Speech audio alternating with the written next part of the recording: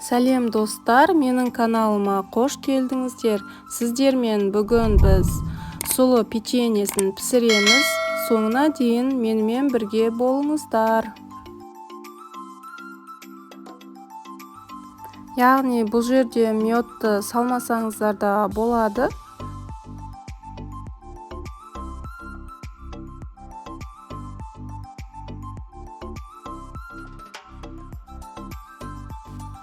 Мен бұл жерде сары май қолдандым. Сіздерде егер өсімдік майлары болатын болса, одан қоссаңыздар да болады.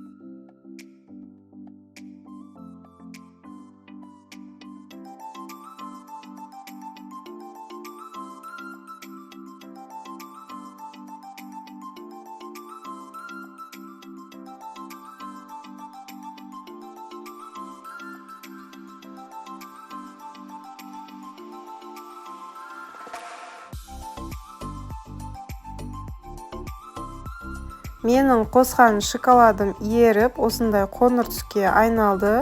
Барлықтарыңызға ас болсын.